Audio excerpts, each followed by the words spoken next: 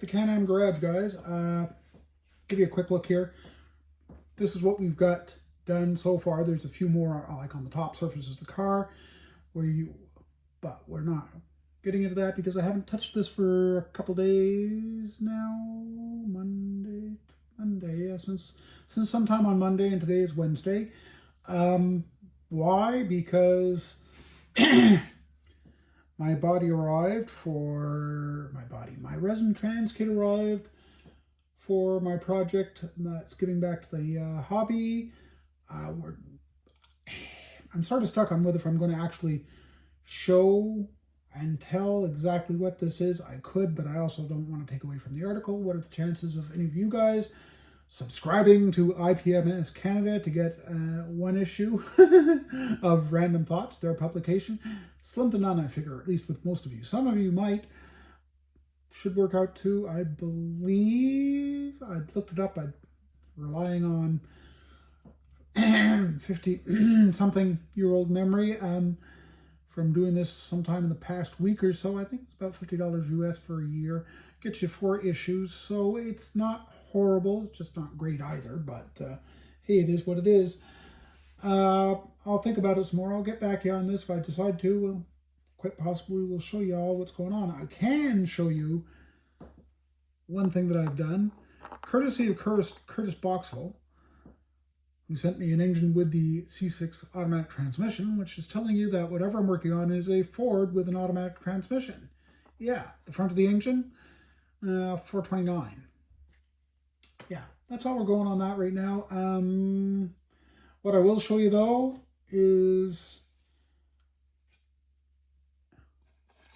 oh boy, it just barely doesn't fit in the screen, or doesn't. Yeah.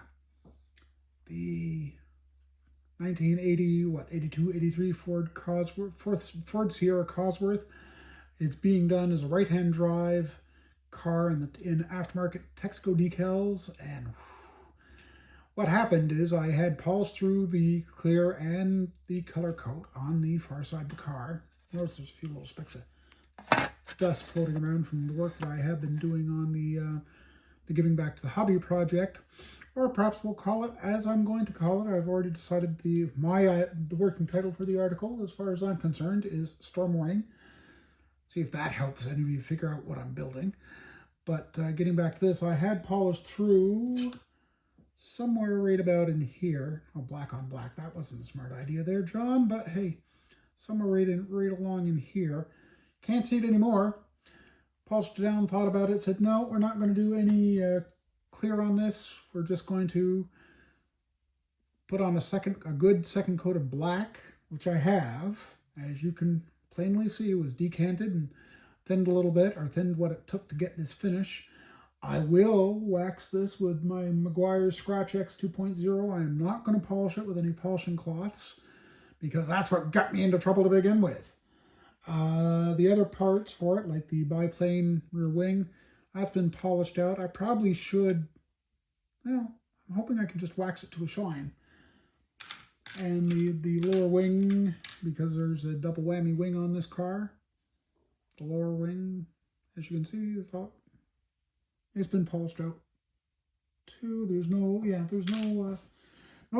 white styrene showing through.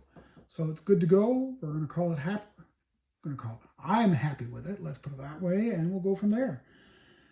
If you're so inclined, you want to tell your friends, families, and neighbors, specifically hobby friends, that, hey, the Can-Am Garage is putting out some good videos right now, go ahead, please do, and press the buttons and make the routines happy, and I'll appreciate it. If you don't, hey, that works too.